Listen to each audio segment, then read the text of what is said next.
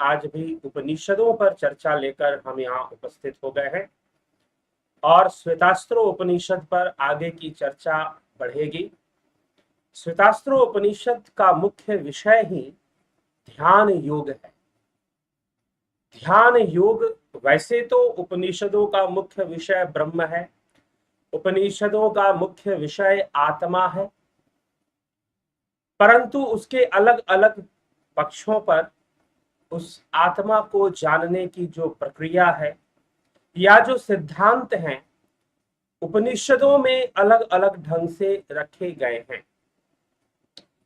लेकिन श्वेतास्त्रो उपनिषद का जो मुख्य विषय है वह ध्यान योग और आत्मा का विषय, अयम आत्मा ब्रह्म का विषय, इसको बार बार समझाने का प्रयास। और ध्यान योग कैसे करना चाहिए, ध्यान योग का महत्व क्या है, ध्यान योग से अनुभूतियां कैसी प्राप्त होती हैं, कैसी अनुभूतियां प्राप्त होने से आप समझें कि आपका ध्यान योग हो रहा है, ध्यान योग हो भी रहा है कि नहीं हो रहा है।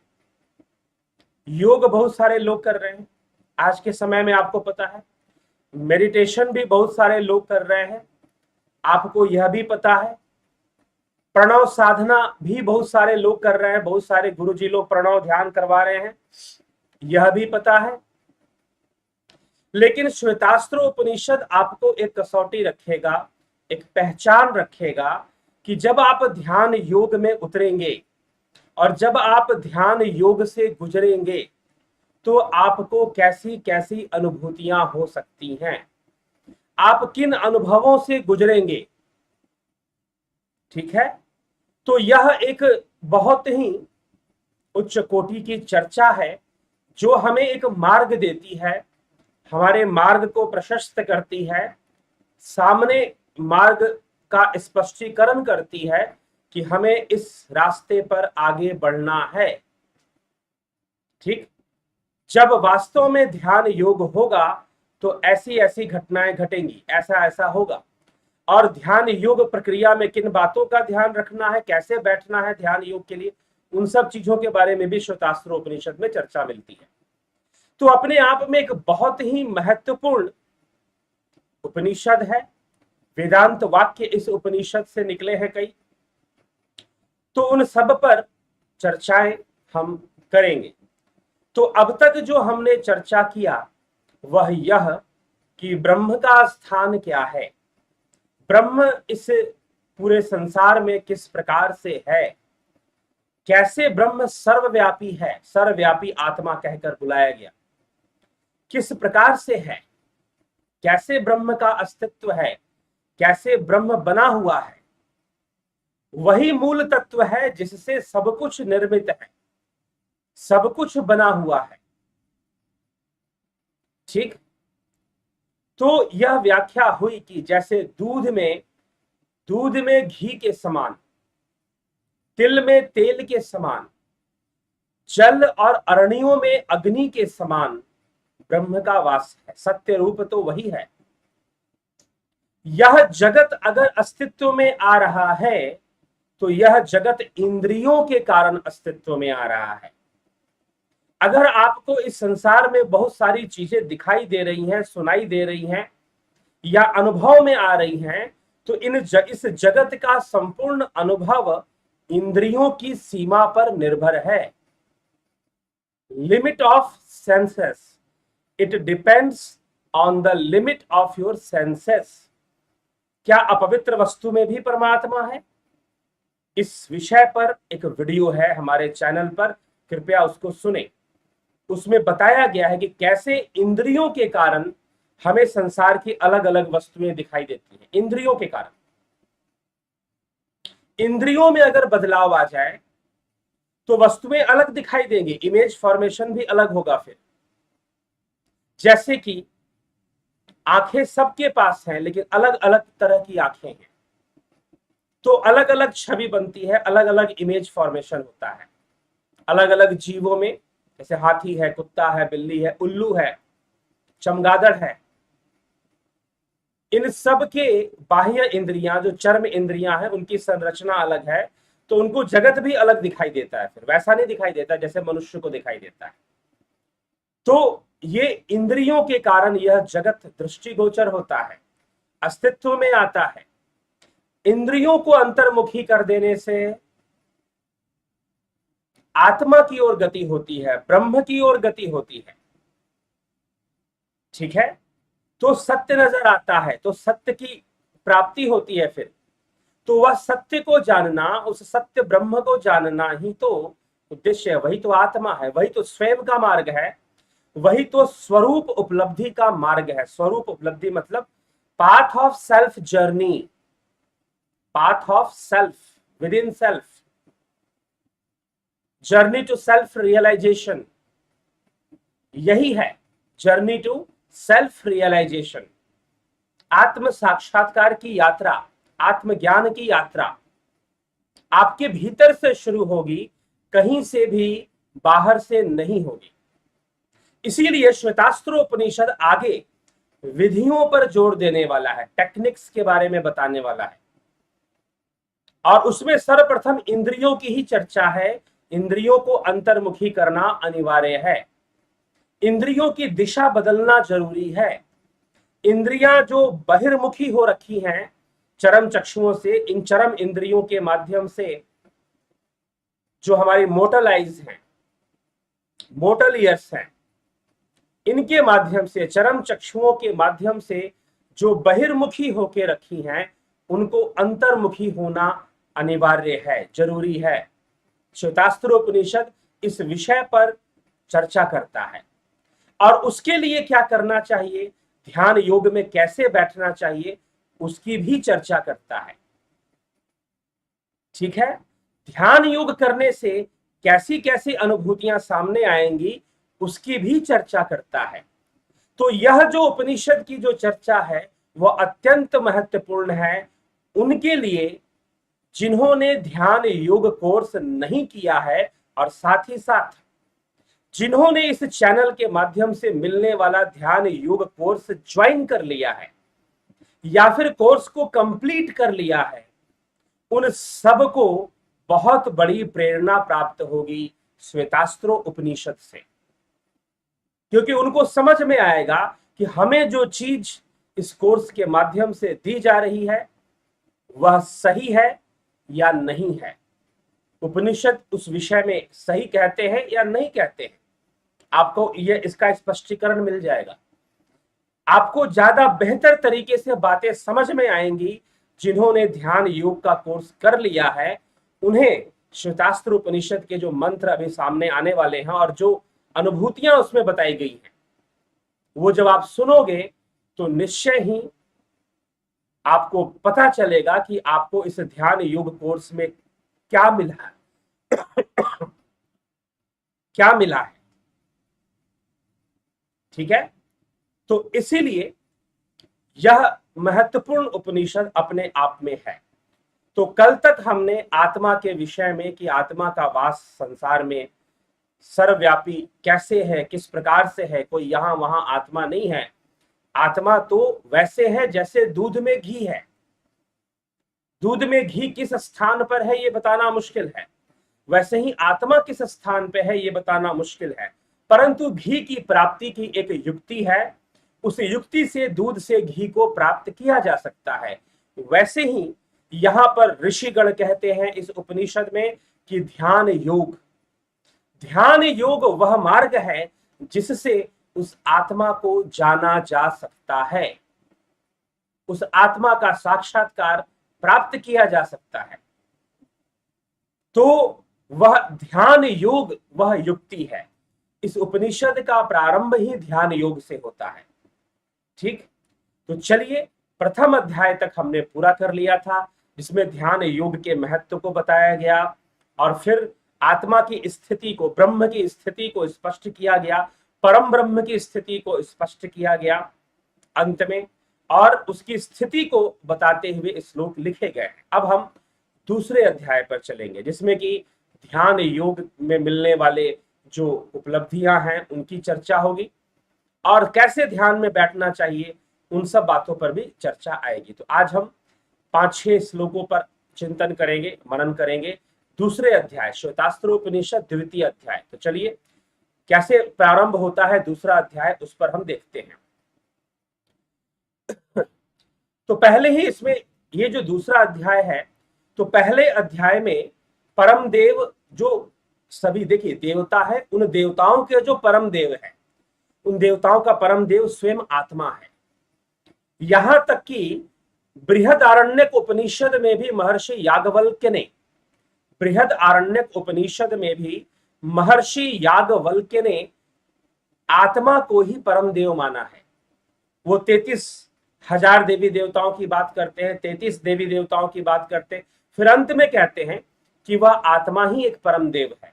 तो इसीलिए यहां पर भी श्वेतास्त्रोपनिषद में भी आत्मा को परम देव कहा गया है। तो जो पहला अध्याय था उसमें परम देव आत्मा के साक्षात्कार का प्रधान उपाय ध्यान को बताया गया है। अब दूसरे अध्याय में ध्यान की प्रक्रिया बताने के लिए यह दूसरा अध्याय आरंभ किया गया है। इसमें पहले ध्यान की सिद्धि के लिए 5 मंत्रों में आत्मा से उसी आत्मा को ब्रह्म कहकर वही परमात्मा है ऐसा इंगित करते हुए उस ब्रह्म से प्रार्थना करने के भी प्रकार बताए गए कि भाई अपनी भावनात्मक शक्ति का प्रयोग करो, अपनी संकल्प शक्ति का। प्रार्थना से संकल्प शक्ति बढ़ती है, संकल्प शक्ति बढ़ती है। प्रार्थना करने से कोई चमत्कार हो जाएगा, कोई आकर हमारे ऊपर कुछ ऐसा कर देगा, कोई वैसा कर देगा, ऐसा नहीं है। संकल्प शक्ति का विकास होता है और वो संकल्प शक्ति ही अपने आप में चमत्कार करने की क्षमता रखती है। ठीक है, तो ये जो प्रार्थनाएं हैं कोई सांसारिक उपलब्धियों वाली प्रार्थनाएं नहीं है। ये प्रार्थनाएं हैं कि हे परमात्मा, तो तू हमें अपनी ओर खींच, तू हमारा मन संसार से हटाकर अपनी ओर खींच, हम तेरे प्यासे बने और तेरी ओर हम अग्रसर हों, तेरी ओर हम आगे बढ़ें, तेरी प्राप्ति हेतु हम आगे बढ़ें। कुछ इस तरह की प्रार्थनाएं यहां पर मिलती हैं। तो चलिए देखते हैं क्या कहते हैं इस श्लोकों के अंदर, कैसी प्रार्थनाएं हैं। कहा जा रहा है युञ्जानः प्रथमं मनस्तत्वाय सविता धियः अग्निर्ज्योतिर्निच्चाय पृथिव्या अध्याभरत। सविता, सविता धियः। सविता का अर्थ क्या है यहाँ पर? सविता, सविता के कई अर्थ हैं। सविता का तात्पर्य चेतना से भी लिया जाता है, सविता का तात्पर्य प्रकाश से भी लिया जाता है, और सविता उत्पन्न करने वाली शक्ति है। सविता उत्पन्न करने वाली शक्ति है। इसीलिए गायत्री मंत्र में भी कहा गया है ओम भूर्भुवः स्वः तत्सवितुर्वरेण्यम। सवितुर्वरेण्यम, सविता का वर्ण करो। गायत्री मंत्र में भी इसका उच्चारण आता है सविता का। ओम भूर्भुवः स्वः तत्सवितुर्वरेण्यम। उस तत् माने उस सविता का वर्ण करो, तीनों लोकों में रहने वाली जो चेतना है उसका वर्ण करो। ठीक है, वही उत्पन्न करने वाली है। तो सविता जो सबको उत्पन्न करने वाली है, पहले हमारे मन बुद्धियों को तत्व की प्राप्ति के लिए अपने स्वरूप में लगाते हुए अग्नि आदि देवताओं की ज्योति की अवलोकन करके पार्थिव पदार्थों से ऊपर उठाकर हमारी इंद्रियों में स्थापित कर, अर्थात कि तू हमें देव रूपी अग्नि का दर्शन करवा हमारे घट के भीतर। इसका अर्थ है कि हम जो बाहरी पदार्थों में ध्यान को लगी, यह एक प्रार्थना है।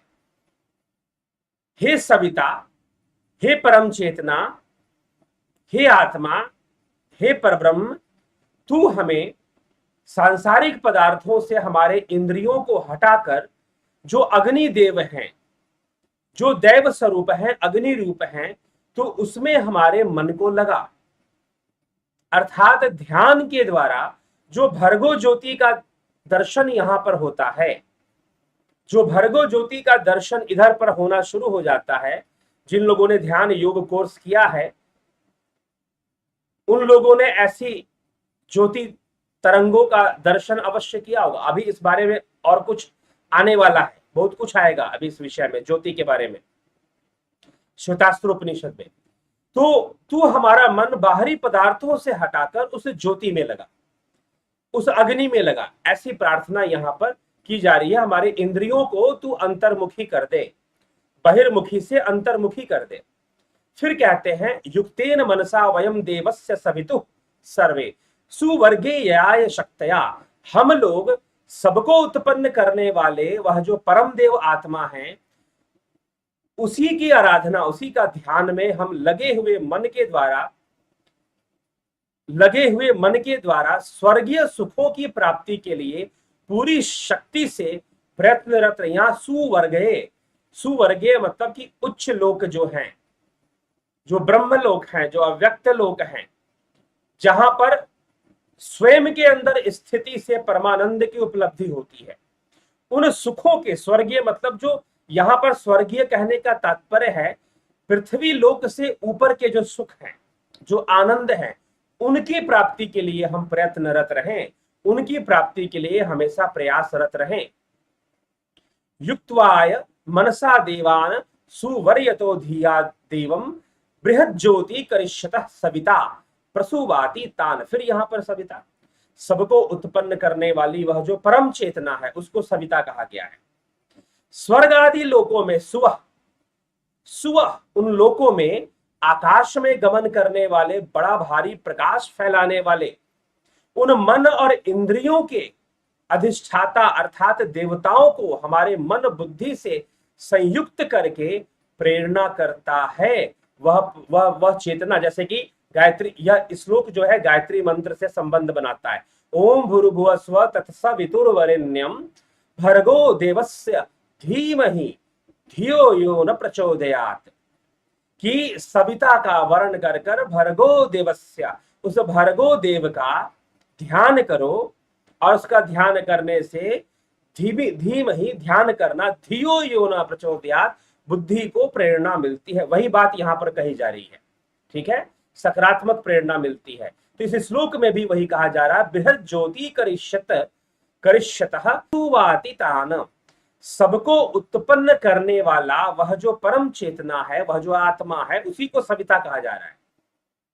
उस आत्मा को ही यहां सविता कहा जा रहा है, ब्रह्म को ही सविता कहा जा रहा है। उन लोकों में गमन करने वाले, बड़े भारी ज्योति रूप में, प्रकाश रूप को फैलाने वाले मन और इंद्रियों के जो अधिष्ठाता देव हैं, हमारे मन और बुद्धि से संयुक्त कर दो, उस परम ज्योति को हमारे मन और बुद्धि से जोड़ दो। हमारी मन और बुद्धि जो इंद्रियों के माध्यम से बहिर्मुखी होके रखी है, क्या होके रखी है? हमारी मन और बुद्धि जो बहिर्मुखी हो गई है, उनको तुम उस दिव्य प्रकाश से जोड़ दो, उसके साथ संयुक्त कर दो, ठीक।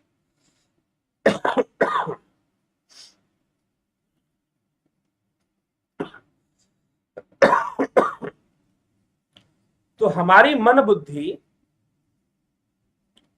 जो बहिर्मुखी होके रखी है, उसको तुम उस दिव्य प्रकाश के साथ संयुक्त कर दो, उस दिव्य प्रकाश के साथ जोड़ दो। ये बार बार यहां पर समझाया जा रहा है, ये बार बार यहां पर कहा जा रहा है। अगले श्लोक में देखें क्या वर्णन मिलता है। तो अगले चौथे श्लोक में कहते हैं, युञ्जते मन उत युञ्जते धियो विप्रा विप्रस्य बृहतो विपश्रुतः विहोत्रा दधे वयुना विदेक इनमहि देवस्य सवितुः परिष्टुति।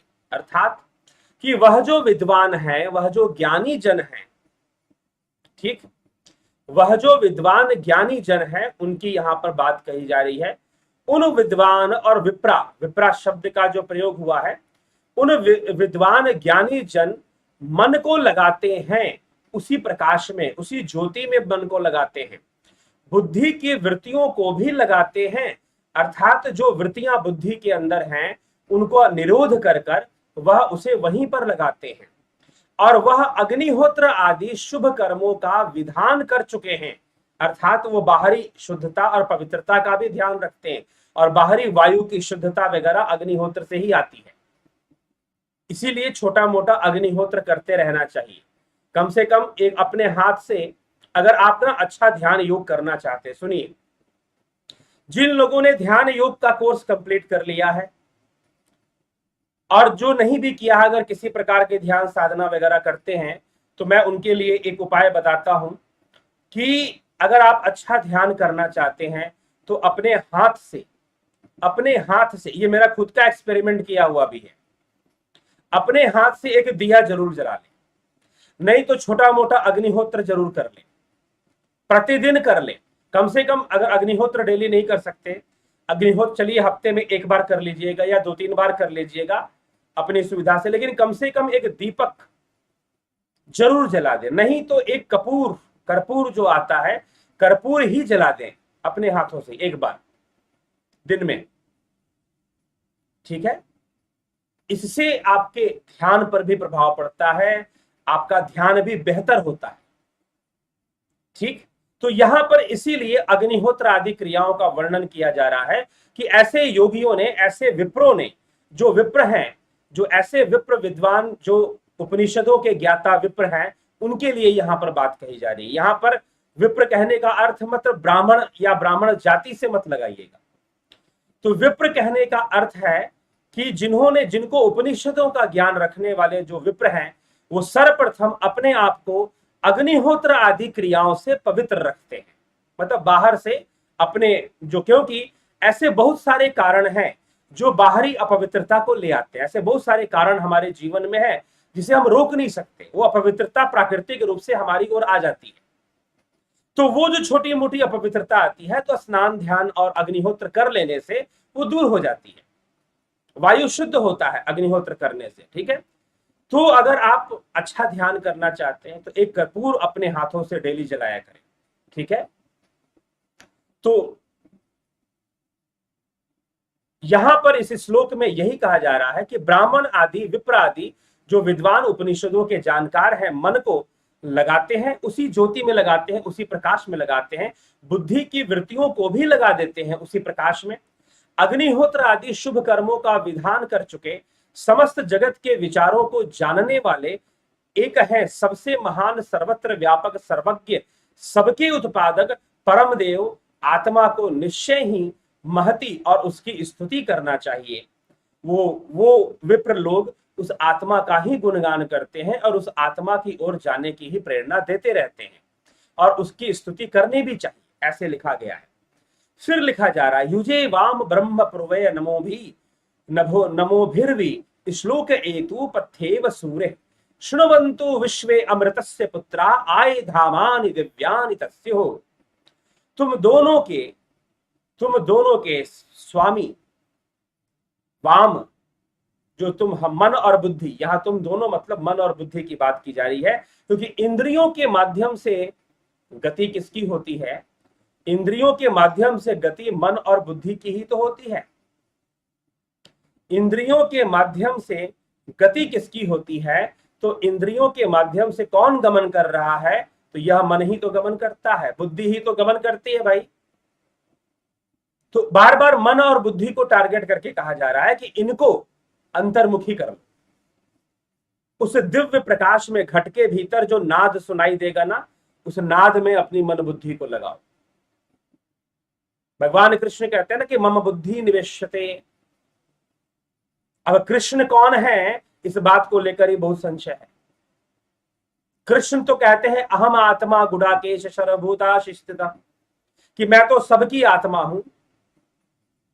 अहम आत्मा गुडाकेश, सभी भूतों में, सबकी आत्मा नहीं हूं, ये नहीं कहा, मैं भी गलती से बोल गया। वो कहते हैं सभी भूतों में स्थित आत्मा मैं हूं, मैं एक ही हूं और सभी भूतों में स्थित आत्मा मैं ही हूं। अहम आत्मा, मैं आत्मा हूं। गुडाकेश, हे अर्जुन, गुडाकेश अर्जुन को कहा गया, हे अर्जुन मैं आत्मा हूं जो सभी भूतों में स्थित है। तो कृष्ण को जानना है तो क्या कृष्ण के मंदिर में जाओगे? कृष्ण को जानने के लिए कृष्ण को मंदिर में जाना गलत नहीं है। देव रूप में कृष्ण की पूजा या भगवान के रूप में कृष्ण की पूजा भी गलत नहीं है, परंतु कृष्ण की प्राप्ति तो तभी संभव है जब आत्मा की यात्रा शुरू करोगे, जब जर्नी टू सेल्फ रियलाइजेशन होगा, तब कृष्ण की प्राप्ति होगी। असली कृष्ण की प्राप्ति होगी, वास्तविक कृष्ण की प्राप्ति होगी, जो कृष्ण गीता में स्वयं के बारे में बता रहे हैं। ठीक है, तो इसीलिए जब वो कहते हैं मम बुद्धि निवेश्यते, इसका मतलब क्या है कि मुझ में अपनी बुद्धि का निवेश करो। तो मात्र कृष्ण के बाहरी रूप को कहा जा रहा है क्या? जी नहीं, यहां पर कहा मन आत्मा में लगाओ, ध्यान योग में निवेश करो। श्वेतास्त्रोपनिषद जब लिखा गया तो यह बहुत पूर्व की घटना है, तो इसीलिए यह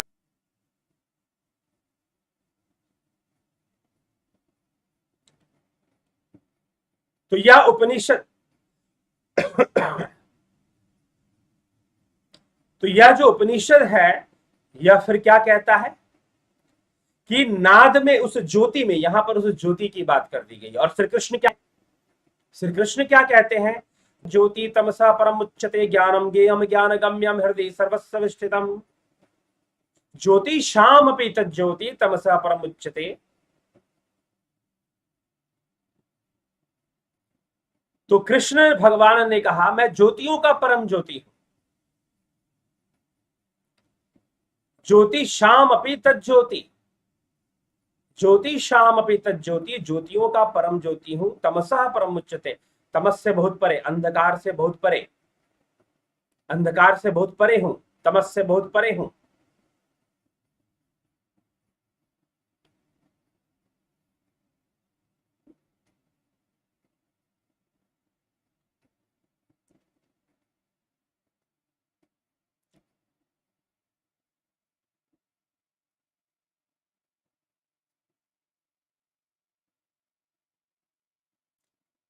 तो ज्योति शाम अपि तज्ज्योति तमसा परम उच्चते ज्ञानम ज्ञेयम ज्ञान गम्यम हृदय सर्वस्व विष्ठितम।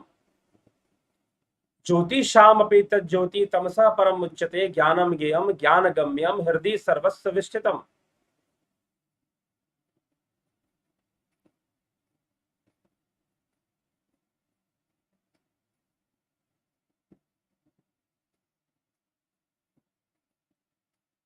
तो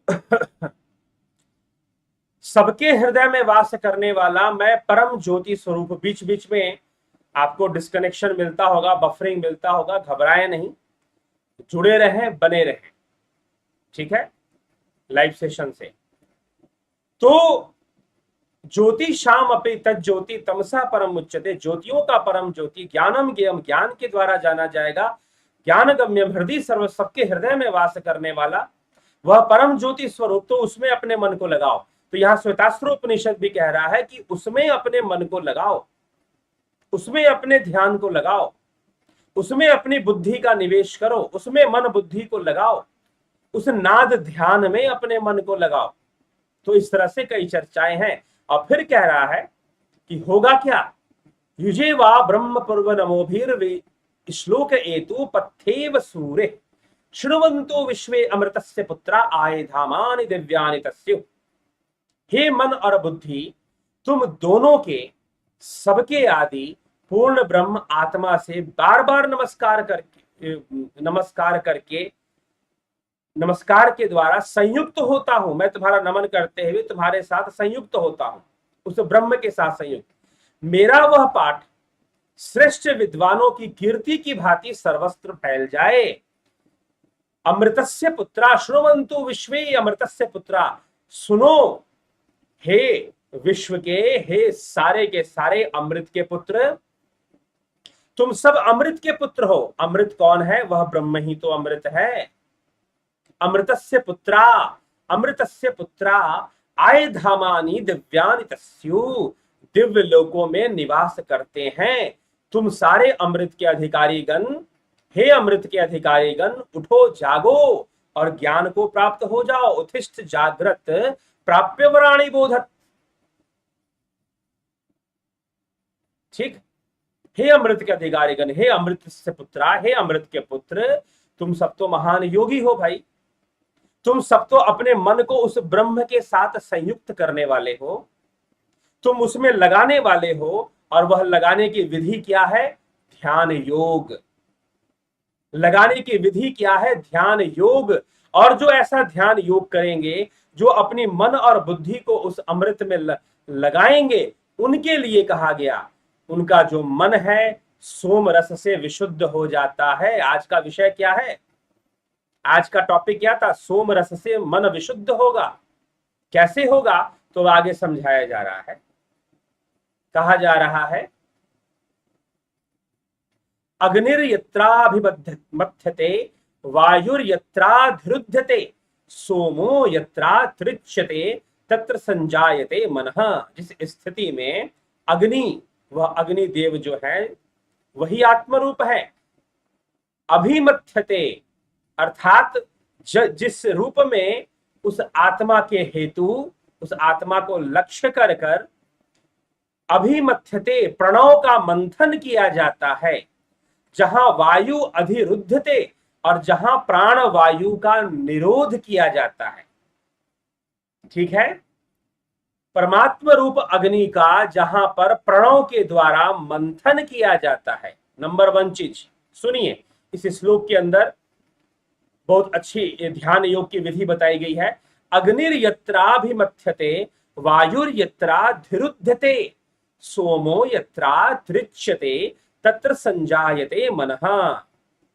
तत्र संजायते मनः अर्थात कि जिस स्थिति में ध्यान योग के जिस अभ्यास में अग्नि का मंथन प्रणव साधना से, प्रणव मंथन से अग्नि का ध्यान किया जा रहा हो, प्रणव के द्वारा ही तो वो अग्नि प्रकट होगी ना, जिसको आप भर्गो ज्योति कहते हैं, भर्गो दिवस्य धीमहि, भर्गो दिवस्य धीमहि जिसको आप कहते हैं, वो प्रणव के द्वारा, प्रणव मंथन से प्रकट होगा भाई। तो इसीलिए उसी को कहा जा रहा है कि जहां पर अभिमथ्यते अर्थात मंथन होता है, जहां ध्यान होता है, जहां प्रणव का ध्यान होता है, किया जाता है, जहां वायु अधिरुद्धते अर्थात जहां प्राण वायु का निरोध किया जाता है। नंबर 1 चीज प्रणव ध्यान करना, दूसरा चीज उसके बाद वायु का निरोध अर्थात श्वासो प्रश्वासो गतिर विच्छेद, महर्षि पतंजलि ने लिखा है, श्वास प्रश्वास की गति का विच्छेद कर दिया जाता है, जहां पर प्राण वायु का निरोध कर दिया जाता है, उस अवस्था की बात की जा रही है जहां पर प्राण वायु का निरोध कर दिया जाता है। फिर क्या होगा, जहां सोम रस का पान किया जाता है, सोमो यत्रा तृच्यते, जहां सोम रस की अधिकता प्रकट हो जाती है, जहां पर प्रणव का मंथन होगा, जहां पर वायु का निरोध होगा, प्राण वायु का निरोध किया जाएगा, वहां सोम रस प्रकट होगा। सोमो यत्रा तृच्यते, सोम रस प्रकट होगा, और सोम रस के प्रकट होने से, सोम रस की अधिकता से तत्र संजायते मनः, वहां मन विशुद्ध हो जाएगा, मन शुद्धता की भी परावस्था को प्राप्त कर लेगा, मन पूर्णतः शुद्ध हो जाएगा, मन विशुद्ध हो जाएगा वहां पर जहां पर संजायते मनः, तत्र संजायते मनः, जहां पर प्रणव ध्यान किया जा रहा हो, प्राण वायु का निरोध कर दिया जा, जो योगी प्राण वायु का निरोध कर दे। अगर प्रणव करोगे ना, जिन लोगों ने ध्यान योग का कोर्स किया है, प्रणव साधना किया है, वो भली भांति जानते होंगे कि जब वो प्रणव का अभ्यास करते हैं तो उनकी श्वासें रुकने लग जाती है। कई लोग स्वयं अपना अनुभव बताते रहते हैं मुझे कि जैसे जब मैं प्रणव करता हूं तो ऐसे लगता है कि श्वास खत्म सी हो गई, श्वास गायब हो गई, जैसे श्वास है ही नहीं, श्वास चल ही नहीं रही है, ऐसी अवस्था में चले जाते हैं। ठीक है, तो ध्यान योग का कोर्स करने वाले कई लोग जो प्रणव साधना का अभ्यास करते हैं, वो अपना अनुभव बताते हैं और यही कहते हैं ऐसा लगता है जैसे श्वास बिल्कुल छोटी हो गई, अब है ही नहीं, गायब हो गई, चल ही नहीं रही है, ऐसा लगने लग जाता है अपने आप। ये नहीं कि जबरदस्ती कोई रोक दिया गया, नहीं, अपने आप वो चलनी बंद हो गई, ऐसा उनको अनुभव होता है, वो बताते हैं ध्यान योग करने वाले। तो जहां ऐसा हो रहा हो और फिर मनः तत्र संजायते मनः अर्थात मन की शुद्धि हो जाएगी, फिर तत्र संजायते मनः। तो सोम रस के पान से, सोम रस की अधिकता से, अब सोम रस क्या है, सोम रस के बारे में कहीं और भी लिखा गया है क्या शास्त्रों में? जी हाँ, भगवान शिव कहते हैं माता पार्वती से कि सोमधारा छरेद यातु ब्रह्मरंध्राद वराणने पित्वा आनंदमस्त्वाम यह स एव मध्य साधक। कि सोमधारा छरेद, सोमधारा बरसती है, कहां से बरसती है? ब्रह्मरंध्राद वराणे, ब्रह्मरंध्र सहस्रार यहां से बरसती है जी। सोमधारा इधर से बरसती है, अंदर ही अंदर ब्रह्मरंध्र का एक स्थान है, अंदर ही अंदर गले की गुहा में अंदर ही अंदर एक ब्रह्मरंध्र का स्थान है। वहां से, यहां से, इस स्थान से जहां पर ये केशों का केंद्र है, जो भंवर बनता है माथे पर, जहां पर बोलते हैं ना, तो वहां से सहस्रार, जहां पर ब्रह्मरंध्र है, वहां से सोम रस बरसता है, सोम रस बरसता है वहां से। तो उसको भगवान शिव ने कहा सोम धारा छरेद यातु ब्रह्मरंध्राद वराणे, हे वराणे, हे पार्वती, ब्रह्मरंध्र से सोमधारा बरसती है। पित्वा आनंदमस्त्वाम, जो पीता है वो आनंद में मस्त हो जाया करता है।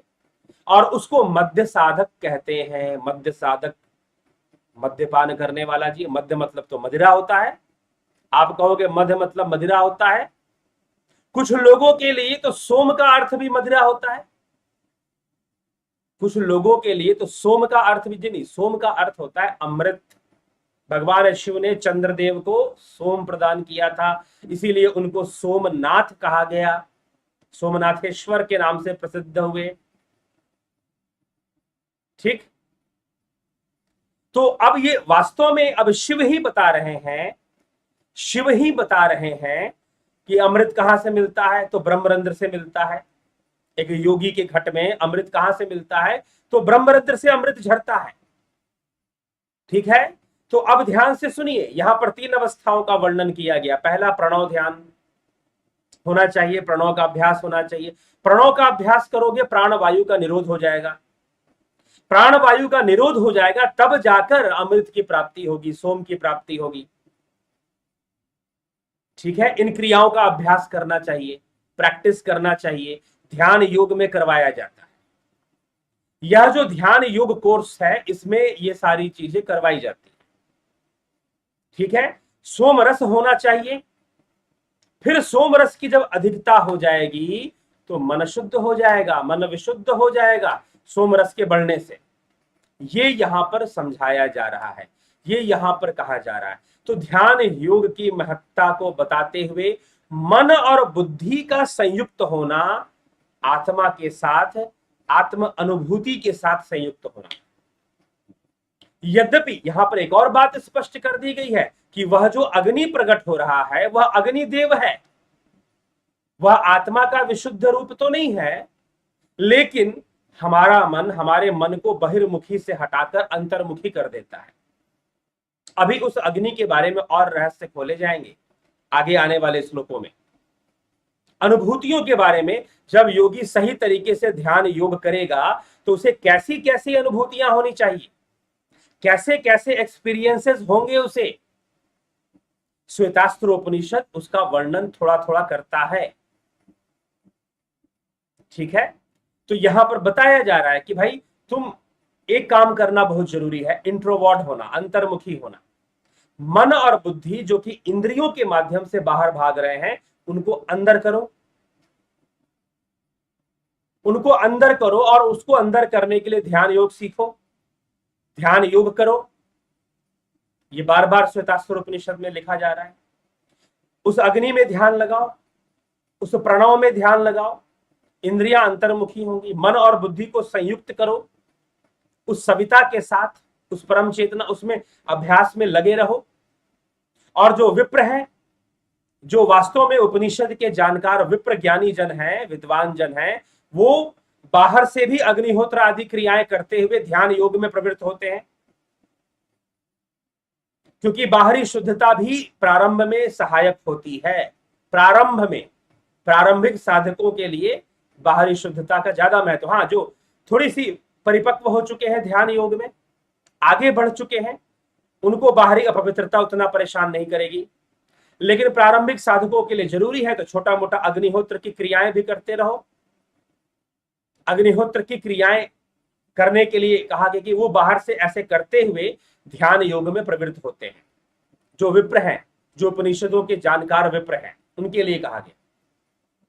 ठीक है, ये करो और इन सब को करोगे तो तुम्हारी मन और बुद्धि जो है वो बाहर ज्यादा नहीं भागेगी, बाहरी पदार्थों में ज्यादा अगर देखेगी भी तो उसमें बहुत ज्यादा संलग्न नहीं होगी, उसके साथ उसकी बहुत अधिक संयुक्तता नहीं होगी, अगर होगी भी तो उस संयुक्तता में एक कमजोरी आ जाएगी।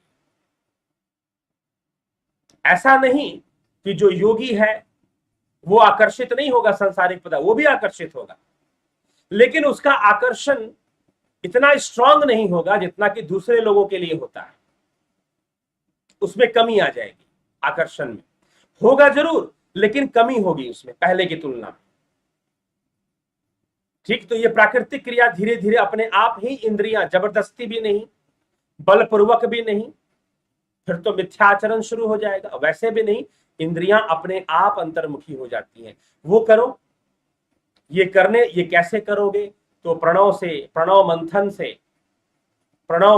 से और फिर प्राण वायु के निरोध से, जब प्राण वायु का निरोध हो जाएगा तब, और फिर सोम रस की अधिकता से तुम्हारा मन शुद्ध हो जाएगा।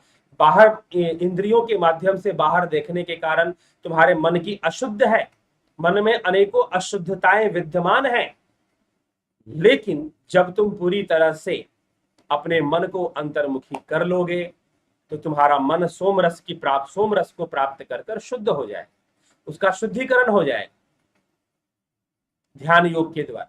तो ये बात यहां पर स्पष्ट की जा रही है, ये बात यहां पर रिपीट करके बताई जा रही है। ठीक, तो चलिए जिज्ञासुओं, इन 6 श्लोकों पर हमने चर्चा की।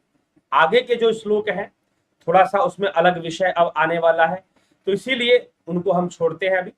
कल से हम 7वें श्लोक से चर्चा को, द्वितीय अध्याय की चर्चा को आगे बढ़ाएंगे। ठीक है, चलिए अभी आपके कमेंट्स, आपकी टिप्पणियों पर भी थोड़ा देख लें, कौन क्या कहना चाहता है। कोई आवश्यक टिप्पणी हुई उस पर चर्चा भी कर लेंगे फिर।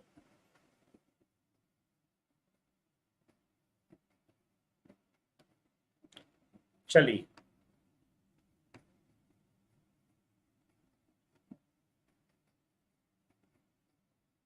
विश्व यात्री जी ओम नमः शिवाय, विक्रम सिंह जी अभिनंदन आपका, बलदाऊ नाथ योगी जी, बृहमपाल कुमार जी, गुरु जी ओम नमः शिवाय जी, कन्हाई कुमार जी, अर्जुन चौहान जी, माधुरी कोल्हे जी, गोपाल शर्मा जी, रोहित सिंह जी, राजू पाल जी, ओम तत्सत, रामनिवास मीना जी, जय श्री कृष्ण, उषा श्रीवास्तव,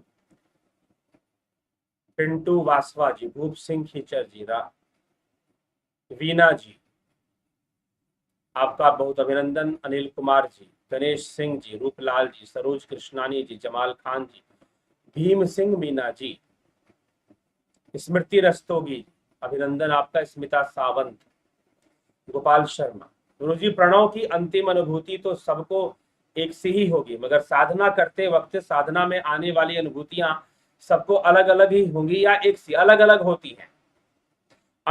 रास्ता वही होता है, अनुभव एक ही होता है, लेकिन उनका स्वरूप, उन अनुभूतियों का स्वरूप अलग अलग होता है। ठीक है, बस इतना है। ललित गर्ग जी, अभिनंदन, ज्योति दत्ता जी, ओम पूर्णमदः पूर्णमिदं पूर्णात् पूर्णमुदच्यते, कुलदीप सिंह जी, उदय शंकर जी, हृदय से प्रणाम। गुण और भाव में क्या अंतर है? इसकी उत्पत्ति कहाँ और कैसे होती है? गुण और भाव में, गुणों से ही भाव उत्पन्न होते हैं। गुण 3 हैं, प्रकृति की विषमता से गुण उत्पन्न होते हैं और गुणों से भाव उत्पन्न होते हैं। ठीक है, तो गुणों से ही भाव उत्पन्न होते हैं, पर उन भावों से कर्म उत्पन्न हो जाते हैं। ठीक, ये प्रक्रिया चलती है। रजनेश बर्फानी जी, ओम तत्सत, नवीन बिस्ता जी, करेंद्र सेठ जी, जगत नारायण जी, जालाराम रायका जी, गोपाल शर्मा जी, बफरिंग जी हाँ, बफरिंग का प्रॉब्लम आया है आज थोड़ा सा, कोई बात नहीं, बहुत जल्द इसका पूर्ण समाधान निकालने में हम लगे हुए हैं, कुछ ना कुछ जरूर हो जाएगा। प्रतिदिन नहीं होता, लेकिन इधर 2-3 दिन से हो रहा है।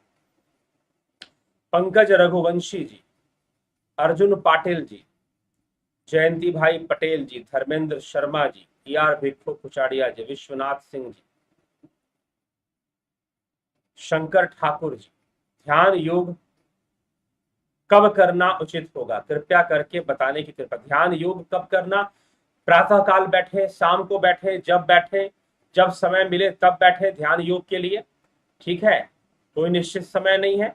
हाँ, अगर आप ये पूछना चाहते हैं कि हम कोर्स कैसे करें, ध्यान योग का जो कोर्स चलाया जा रहा है सन मेंबरशिप के अंतर्गत और जुपिटर मेंबरशिप के अंतर्गत, जो ध्यान योग का कोर्स चलता है जिसको सभी लोग ज्वाइन कर अभी भी 20 तारीख से कोर्स चल ही रहा है, तो जो लोग ज्वाइन करते हैं वाइन, तो वो कैसे करोगे, तो वह अभी तो जिनका शुरू हो गया वो हो गया। अब अगला कोर्स स्टार्ट होगा 11 अगस्त से। 11 अगस्त डेट ध्यान कर लीजिए, उस दिन से यह कोर्स फिर शुरू होगा। जैसे 11 जून से शुरू हुआ था, 11, 29 और फिर 20 तारीख से शुरू हुआ, वैसे ही फिर 11 अगस्त से शुरू होगा। तो अगला जो सेशन स्टार्ट होने वाला है वो 11 अगस्त से ही, अभी उसके लिए रजिस्ट्रेशन नहीं हो रहा है, 1 हफ्ते बाद शुरू होगा लगभग। ठीक है, तो यह आप निश्चय कर लें और इसका लाभ उठाएं। ठीक है, कोर्सेस का।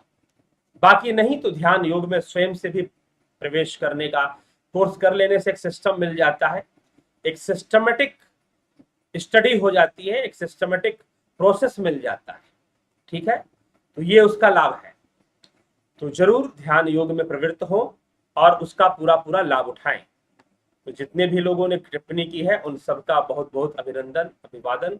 और हम जो है फिर से कल 9 बजे उपस्थित होंगे लाइव चर्चा लेकर। जिज्ञासुओं, आज की लाइव चर्चा को हम यहाँ विश्राम देंगे और कल से फिर से इस विश्राम को तोड़कर आगे बढ़ती हुई जो श्वेतास्त्र उपनिषद की चर्चा है, आगे बढ़ती हुई उस चर्चा को हम आगे बढ़ाएंगे। ठीक है, तो आप सभी इससे जुड़कर पूरा पूरा लाभ उठाने का प्रयास करें। और अगर इस चैनल की सामग्री आपको श्रेष्ठ लगती है, ये कंटेंट आपको अच्छा लगता है कि यह उपनिषदों का यह विषय सबको समझना चाहिए, अध्यात्म का यह विषय सबको जानना और समझना चाहिए, तो निश्चय ही आप वीडियोस को शेयर भी किया करें, लोगों तक पहुंचाया भी करें। ठीक, तो चलिए अभी जो है हम विचारों को यहां पर विराम देते हैं। आप जुड़े रहें, बने रहें और सब्सक्राइब शेयर भी कर दिया करें। बहुत बहुत आभार आप सभी का।